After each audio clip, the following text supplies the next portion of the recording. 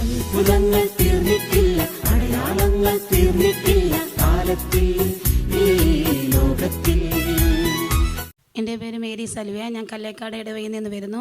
എനിക്ക് തലയ്ക്ക് ചോട്ടിലായിട്ട് നല്ല വേദന, ഒരു മാസമായി തുടങ്ങിയിട്ട് ഇടയ്ക്കിടയ്ക്ക് വരും. ആ സമയത്ത് എനിക്ക് മരുന്ന് കഴിക്കണം വിചാരിക്കും, പക്ഷെ കഴിക്കുകയൊന്നുമില്ല. നല്ല ചുള്ളു കുത്തുന്ന അവസ്ഥയാണ്.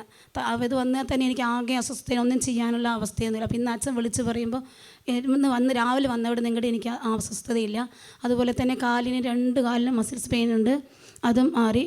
അതുപോലെ തന്നെ കാലിൻ്റെ അടിയിൽ എനിക്ക് നിൽക്കാനൊക്കെ ഭയങ്കര ചുളി കുത്തുന്ന അവസ്ഥയും എരിയുന്ന അവസ്ഥയൊക്കെ ഉണ്ടായിരുന്നു. അതിന്നും എനിക്ക് വിടുതൽ കിട്ടി.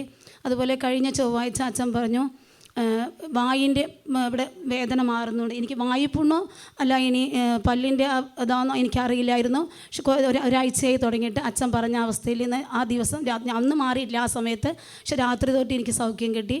അച്ഛൻ പറയുന്ന സമയത്ത് എനിക്ക് പറയാൻ പറ്റിയില്ല. യേശുവേ നന്ദി, യേശുവേ സ്തോത്രം. ബുധനാഴ്ച ദിവസം പ്രാർത്ഥനയിൽ പങ്കെടുത്ത് പ്രാർത്ഥിക്കുമ്പോൾ തലയ്ക്ക് പെരുവെപ്പുണ്ടായി, 2 കാലിനും മുട്ടിൻ്റെ താഴോട്ട് പെയിനുണ്ടായി, അതുപോലെ തന്നെ കാലിൻ്റെ അടിയിൽ പെയിനുണ്ടായി. കർത്താവ് പൂർണ്ണമായിട്ട് സൗഖ്യം നൽകി അനുഗ്രഹിച്ചു. ഹല്ലേലൂയ.